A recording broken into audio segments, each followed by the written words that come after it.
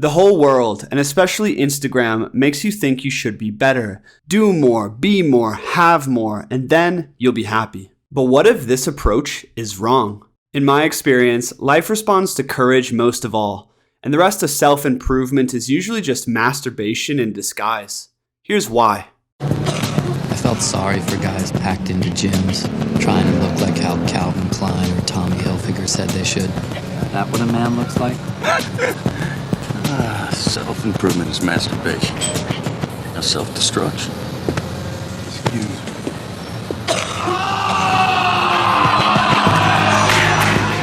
So just destroy your life, eh? Spit on everyone and go die in a gutter. Is that the heights of philosophical wisdom? Well, not quite. I think Tyler Durden in this scene from Fight Club meant self-destruction in the Nietzschean sense of going under. Letting go and facing the danger or hardships that you have been avoiding. Destroying the identity and beliefs that are limiting you. Without the courage to shed your skin, you will constantly be suffocated by who you were while trying to improve your life. You cannot reach the promised land without the courage to sail over the horizon and lose sight of the shore. Courage is what invigorates us and builds our testosterone. Being dangerous is what makes us feel alive. Only the courageous downgoers can truly transform themselves and become something new. And this idea was at the center of Tyler Durden's and Nietzsche's philosophy. Quote, "What is great in man is that he is a bridge and not a goal. What is lovable in man is that he is an overgoing and a downgoing. I love those who know not how to live except as downgoers, for they are the overgoers."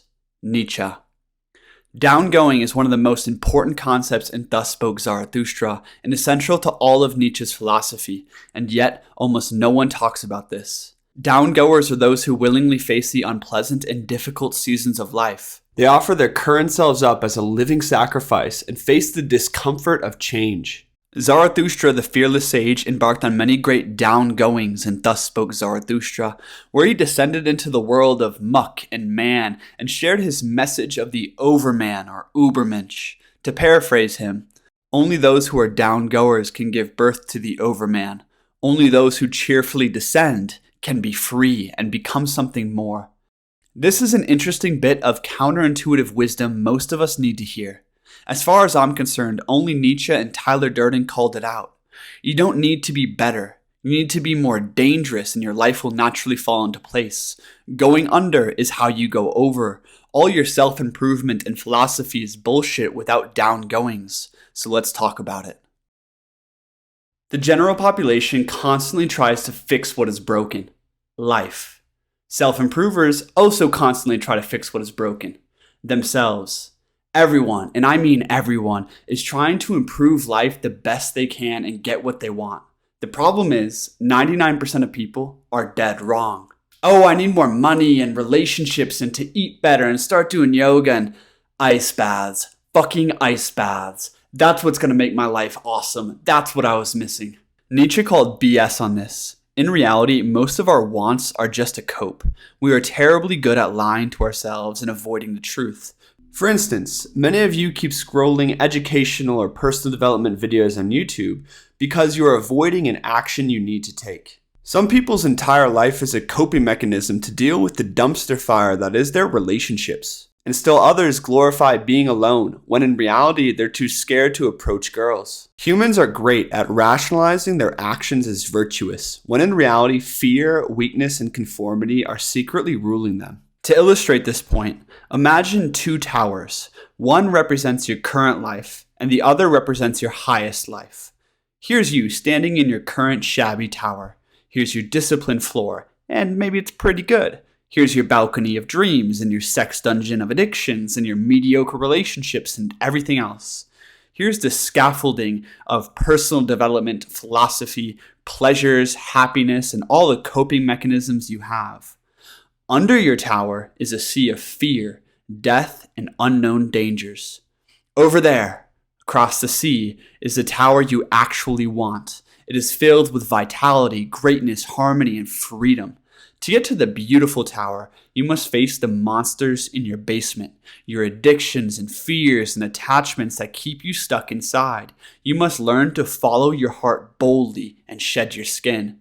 This requires courage above all. In fact, all true transformation comes from courage. And unless courage is at the center of your personal ethos, you will lie to yourself and make rationalizations your whole life long. Oh, I did a cold plunge today. Great. But you still didn't put in any consistent work on building your dreams, and you didn't have that hard conversation that's actually going to change your life. Improvement brings diminishing marginal returns. For instance, if you've never gone to the gym before, going to the gym can radically change your life. But the impact on your overall physical and mental health slowly plateaus and no longer increases anymore. And this is what happens with improvement on all levels. Eventually, the tower of our life hits a ceiling where it can go no higher and can be made no more beautiful. And at this point, it's no longer about looking up, but instead looking down. The treasure you truly seek is inside the cave you fear to enter.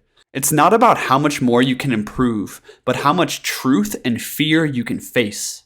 Radical personal change comes from this descent. And trust me, it is always the descent into change that we avoid most rigidly. But for men of courage and faith, downgoings are what make the heart explode with new power. And that is all we want at the deepest level. Not a satisfied ego, but an overflowing heart. The ego projects all these wants and needs, but only the heart is the true compass. To Nietzsche, downgoers are most rare. Most of us are consciously or unconsciously refusing the truth in our hearts. We keep addictions and bad relationships around because to sacrifice them would be unpleasant or heartbreaking. We avoid resistances and hardships and satisfy ourselves with distractions and make-believe achievements. Fear dictates our lives from the shadows and keeps us focused on the scaffolding rather than on the tower of true victory. Let me repeat that in a new way. Fear keeps us focused on the scaffolding, on the minutiae of the details, rather than on the path to true victory. When you are ruled by fear and stagnation, everything becomes a cope for not facing your downgoings. Only when we descend into the darkness and pursue the dangerous but exciting path will our life blossom with new energy and will we become who we are meant to be. For believe me, the secret for harvesting from existence, the greatest fruitfulness and the greatest enjoyment is to live dangerously. To Nietzsche, the joy of life is in becoming, and the downgoers are the true overgoers. Hey, I just want to let you know that I wrote a whole book on going under and slaying dragons, which is now available on Amazon. If you want to go way deeper, I encourage you to check it out. Thanks for your support. Okay, back to the video. Part 2. Following your heart. Charles Bukowski, the great American poet, once said, "Stop insisting on clearing your head. Clear your fucking heart instead." Maybe you want more peace and spiritual growth. Admirable. But instead of trying to meditate more, first look into the fear that is keeping you stuck. What is your heart telling you? People constantly disobey their heart, and as a result, their mind is chaotic and life is dull. These people try to fix themselves, or even worse, escape themselves, instead of sacrificing themselves. This is like constantly trying to repair a tower that is broken at the base. You must be willing to die in some way if you wish to be reborn. Otherwise, you are just a snake trying to grow within too small of a skin, and soon you will suffocate. Downgoing is the secret. You must sacrifice yourself to your heart, and more specifically to the great longing in your heart, if you wish to truly transform into something more. Nietzsche said he loved the higher types who lived their whole lives as a downgoing, as a sacrifice to the gods, to the overman, and to their highest form. Instead of seeking comfort and security and lasting happiness, which is only stagnation in reality, downgoers live on the constant path of becoming. The concept of downgoing applies equally to love, work, health, spirituality, and almost all domains of life. The easiest example, though, is relationships. Most people are in relationships that suck, and that's because leaving a long-term relationship that hasn't been working is wicked painful. I know leaving my 4-year relationship took immense courage and brought about terrible suffering for months, but that pain liberated me into a vibrant new life. Starting a relationship, putting in the work to fix a relationship, or leaving a relationship could all be seen as a downgoing. The same could be said for work. Leaving a job that you hate to pursue something your heart calls you into would bring about immense change, but also expansion. The bottom line is downgoing is about facing the dangerous path you intuitively know you need to take. Most of us are denying our true path without even realizing it. We deny the innocent impulses of our hearts, the impulse of creation and victory and freedom and growth. We have built a tower that needs to fall, and yet we stay inside it and concern ourselves with petty trifles while limping through life on our crutches. Why? Why do we sacrifice the great adventure of our lives? Mainly because following the heart is dangerous. It is dangerous because it will show you the truth, and sometimes truth demands change. Contrary to popular opinion, following your heart isn't easy. Every guru and Instagram influencer out there constantly preach follow your heart. But what the hell does that mean?